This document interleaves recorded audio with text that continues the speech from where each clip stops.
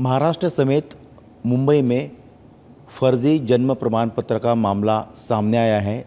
इसके लिए एसआईटी गठित हुई है और बीएमसी इस जांच प्रक्रिया में शामिल है।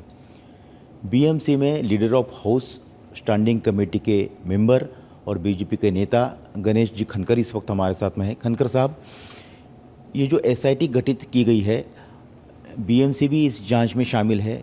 क्या अभी तक जांच में सामने आया है? क्या आपके पास जानकारी है? ऐसा है कि मुंबई शहर में कुल मिलाकर 87,000 जो बर्थ सर्टिफिकेट इशू किए गए उनके बारे में अब जांच चल रही है।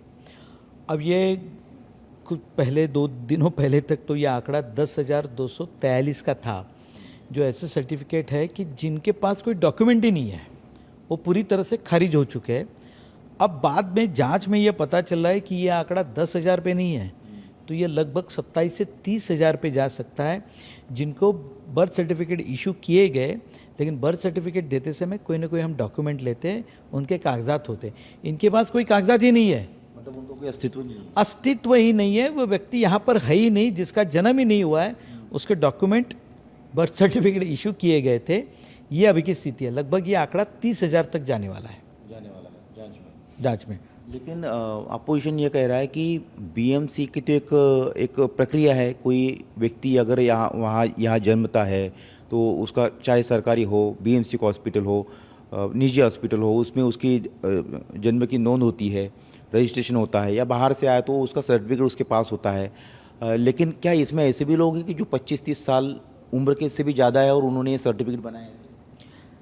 अब देखिए, आपको आश्चर्य लगेगा, 84 साल की व्यक्ति अब अपने माँ के नाम के सर्टिफिकेट में क्लियरिफिकेशन मांग रहा है। आप इसका मतलब समझ सकते हैं? उस उम्र का व्यक्ति बर्थ सर्टिफिकेट के करेक्शन के बारे में बीएमसी के पास आ रहा है। और देखिए, ऐसा है कि सारी प्रक्रिया में एक बात तो ध्यान में रखनी होगी कि आपको जब भी बर्थ सर्टिफिकेट चाहिए, मुंबई महानगर पालिका जन्म से लेकर मृत्यु तक की सारी व्यवस्था आपके पास करती है। लेकिन ये बात तो ज़रूरी नहीं कि आपको कुछ ना कुछ कागजात देने पड़ेंगे। आप ये कहोगे क्या कि ये मेरा नाम है और आप मुझे बर्थ सर्टिफिकेट इशू कीजिए? ऐसा तो होता नहीं है। देखिए, बर्थ सर्टिफिकेट का आधार लेकर बहुत सारे आगे के डॉक्यूमेंट बनते हैं, उस पर पासपोर्ट बनता है और आधार वगैरह की तो सारी चीज़ें उसमें नमूद होती है। ये विषय केवल इतना नहीं है, इस विषय की व्यापकता दिन ब दिन बढ़ते जा रही है। अब पूरे महाराष्ट्र में इसकी जांच करने के लिए माननीय मुख्यमंत्री श्री देवेंद्र फडणवीस जी ने एसआईटी गठित करने के आदेश दिए हुए। अब जो एसआईटी गठित होगी उसको मुंबई महानगर पालिका भी पूरी तरह से मदद करेगी। देखिए, बहुत बड़ा विषय है ये। और इतना तो ज़रूर कहूँगा कि विरोधियों का आरोप जो भी हो, तो मैं विरोधियों से एक ही सवाल करूँगा, भाई बिना कागजात के किसी को डॉक्यूमेंट देना क्या आपको मंजूर है? केवल राजनीतिक आरोप नहीं होनी चाहिए। ये देश की सुरक्षा व्यवस्था के साथ खिलवाड़ हो रहा है और इस पर कोई कॉम्प्रोमाइज़ नहीं होगा। सवाल वो उठा रहे हैं कि आप चाहे एसआईआर हो, चाहे आप ये बर्थ सर्टिफिकेट का मुद्दा सामने आया है उसको लेकर हो, उनकी वोट बैंक को आप काट रहे हैं, उनके वोट बैंक को आप, उनके वोटरों के नाम आप हटाना चाहते हैं, ऐसा उनका आरोप है। देखिए, मुझे लगता है ये देश संविधान से चलता है और देश में संविधान अभी जिंदा है। यदि हम किसी के नाम काटने की हमने कोशिश भी की, तो देखिए, वोटिंग लिस्ट में नाम काटने से पहले चुनाव आयोग को एक पूरी प्रक्रिया करनी पड़ती है, उसकी नोटिस देनी पड़ती है। आपका नाम क्यों काटा जा रहा है ये उस व्यक्ति को बताना पड़ता है, बाकायदा उसका नोटिस दिया जाता है। उसके बाद में वो उस व्यक्ति को अधिकार होता है कि वो इस पर ऑब्जेक्शन ले, अपना दावा दाखिल करे, कागजात दे। वो यदि सही होते हैं तो चुनाव आयोग को अपना दावा पीछे लेना पड़ता है और इसके खिलाफ कोई भी व्यक्ति कोर्ट में जाकर वहाँ पर याचिका कर सकता है। अब इतना सब कुछ होने के बाद भी, नाम कटने के बाद कोई कुछ बात नहीं कर रहा है। साहब, ऐसा है कि एसआईआर में 2002 तक के, यदि आज मैंने भी कहा कि भाई मेरा नाम इस सूची में होना चाहिए, तो 2002 में उस समय मेरे माता पिता का नाम कहा था, ये मुझे दिखाना है। अब इसमें क्या गलती है साहब? इसमें क्या गलती है? यदि आप देश के नागरिक हो, आप इस देश के मतदाता हो, तो 2002 में आप कहाँ थे, आपके माता पिता कहाँ थे, उनके डॉक्यूमेंट, उनके कागजात कहाँ के हैं, ये दिखाने में क्या हर्जी होनी चाहिए? साहब, ऐसा है, हमने लोगों को देश में बुलाया, उन्हें यहाँ बसाया, बसाने के बाद उन्हें कुछ कागजात भी दिए, ताकि अपनी नागरिकता बना सके, और साहब इसके आगे जाकर वो राजनीतिक दृष्टि से अपना निर्णय लेने के लिए उन्हें हम तैयार कर रहे हैं। ये देश के साथ हम खिलवाड़ कर रहे हैं, ये हमने समझना चाहिए। हम केवल राजनीतिक दृष्टि से नहीं, हम देश के सुरक्षा के साथ खिलवाड़ कर रहे हैं, और ये तो नहीं होगा। मुंबई शहर में मैं आपको बताऊं, सांप कुरला। हाँ, ये मैं आपसे पूछना चाहता हूँ कि ये जो आप कहे कि 87,000 और ये आंकड़ा जो जिनका अस्तित्व नहीं है वो 30,000 तक जा सकता है जैसे जैसे जांच आगे बढ़ेगी, लेकिन ये कहाँ कहाँ पाए गए? मुंबई के कौन किन इलाकों में पाए गए? और ये मतलब कौन नागरिक है? मतलब ये कौन लोग हो सकते हैं? या बांग्लादेशी हो सकते हैं, रोहिंग्या हो सकते हैं, भारतीय मुसलमान हो सकते हैं, या कोई और हो सकते हैं? क्या कौन लोग हैं? देखिए, ऐसा है कि इसमें मैं स्पष्ट कर देता हूँ। मुंबई शहर में कुर्ला, गोवंडी, मानखुर्द, उसके बाद में आप अंधेरी पश्चिम में जाइए, के वेस्ट में, मलाड पी नॉर्थ में, वेस्ट साइड में जो थोड़ा सा संख्या आंकड़ा आप देखोगे ना साहब, तो भयानक आंकड़ा है, भयानक।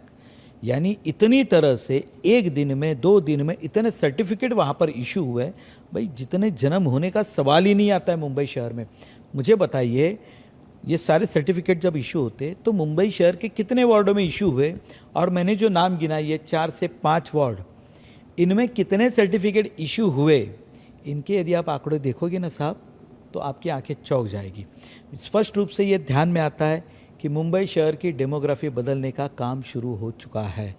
कुछ बातें तय करके यहाँ पर ये किया जा रहा है, और ये सर्टिफिकेट के मामले में तो साहब दूध का दूध, पानी का पानी हो जाएगा। कार्यकाल में ही हुआ है कि क्या, कौन सा सरकारों के कार्यकाल में? देखिए, ऐसा है, ये लगभग 2010 के बाद में इसको गति आई।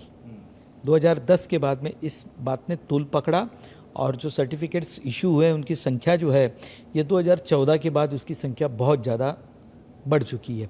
अब धीरे धीरे जैसे जांच आगे जाएगी, ये आपको पता चलेगा कि इसमें कितनी बड़ी भयानकता है। और उन्होंने किन किन सुविधाओं का लाभ लिया, जैसे कि किन किन योजनाओं का लाभ लिया?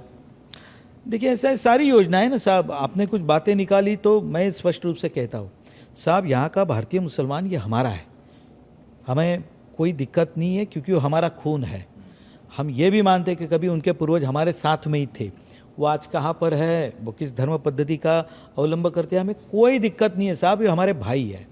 दिक्कत हमें उनसे है जो यहाँ पर आकर डेमोग्राफी बदलना चाहते हैं, यहाँ पर राजनीतिक दृष्टि से अपना अस्तित्व दिखाना चाहते हैं, और जिन्हें वंदे मातरम कहने में दिक्कत होती है, भारत माता की जय कहने में दिक्कत होती है, हमें उनके प्रति आक्षेप है।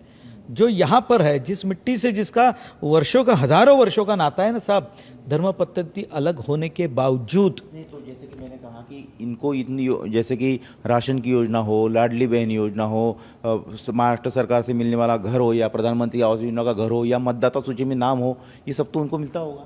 बिल्कुल, हमारा ये सब जो 30,000 जो इनका अस्तित्व नहीं है, या फिर जो 87,000 अर्जी फर्जी लोग हैं, उनको तो ये मिलता होगा। भाई उनके नाम पर ही तो चल रहा है, उनके नाम पे रेशन लिया जा रहा है, कई लोगों के नाम पे सुविधाएं ली जा रही है। देखिए, डायरेक्ट बेनिफिट ट्रांसफ़र होने के बाद जैसे कोई फर्जी आदमी अब बीच में दिखाई नहीं देता, उसी तरह से ये सारी जांच होने के बाद आप देखोगे कि कितने बड़े बड़े नाम अधिकारियों के इसमें आएंगे। देखो, जो सुविधाएं दी जा रही है उसके साथ एक खिलवाड़ हो रहा है। और सबसे बड़ी दिक्कत जो मैंने कहा, सुविधाएं दिए जाना, कि व्यक्ति है तो उसको देना हमारा कर्तव्य है, क्योंकि हम उसमें जात धर्म नहीं देखते। लेकिन जब देश की सुरक्षा के साथ विषय आता है ना, तो उस पर भारतीय जनता पार्टी किसी भी तरह से कोई भी कॉम्प्रोमाइज़ नहीं करेगी। अच्छा, ये सवाल में ये आपको पूछना थोड़ी जल्दबाजी होगी, क्योंकि आप लोगों को अभी 100 दिन ही हो गए, कल ही आपको 100 दिन हो गए। लेकिन बीएमसी में जो भी सत्ता में रहे, चाहे आप पहले शिवसेना के साथ थे, बीच में और कोई लोग आए, ठीक है, ये जो सर्टिफिकेट बांटे गए, चाहे फिर हेल्थ ऑफिसर से हो, जो जिन अधिकारियों ने बांटे, अधिकारियों की भी इसमें मिलीभगत होगी। इसमें 6 अधिकारी मेरे ख्याल से मुंबई में सस्पेंड भी किए, उनके FIR भी हुए। क्या अधिकारियों के खिलाफ किस तरह से कार्रवाई होगी ताकि ऐसे फर्जी सर्टिफिकेट कोई इस तरह से आगे बांटे ना? क्या अधिकारियों की भी इसमें जाँच होगी? बिल्कुल, आप समझे नहीं, कोई नगर सेवक तो इशू करता ही नहीं है ना साहब। ये काम तो पूरी तरह से प्रशासन का ही है, प्रशासन ही उसके कागजों की जांच पड़ताल करती है और उन्हीं के द्वारा दिया जाता है। इसमें किसी भी राजनीतिक पार्टी का खुले रूप से वहाँ सर्टिफिकेट इशू करने में भाग नहीं होता है। सहभाग कहाँ पर होता है? तो इन लोगों को प्रोटेक्शन देने में होता है। दबाव बनाया जाता है, दबाव बनाया जाता है, इन पे कार्रवाई मत करो, इन्हें मदद करो, ये दबाव बनाया जाता है। सर्टिफिकेट इशू करने का काम प्रशासन ही करता है। इसके बाद मुंबई शहर में ये नहीं होगा और जिन लोगों ने ये गलती की है उन पर कार्रवाई तो ज़रूर होगी, ये हमारा पक्ष है। जी, तो अभी तक कितने अधिकारियों पर कार्रवाई हुई? देखिए, अभी तक मेरी जानकारी में 8 अधिकारियों पर पूरी तरह से कार्रवाई चल रही है और लगभग 11 से 12 अधिकारी और जांच के दायरे में आने वाले हैं और जैसे जैसे इसकी जांच होती जाएगी और अधिकारी इसमें आते जाएंगे। शुक्रिया खनकर साहब, आपने पूरी विस्तार से पूरी जानकारी दी। तो ये थे गणेश खनकर। बीएमसी इस मामले को लेकर ज़ीरो टॉलरेंस की नीति अपना रही है क्योंकि मामला देश की सुरक्षा से जुड़ा है, राज्य की सुरक्षा से जुड़ा हुआ है। कैमरामैन विजेंद्र भदौरिया के साथ सचिन चौधरी, इंडिया टीवी, मुंबई।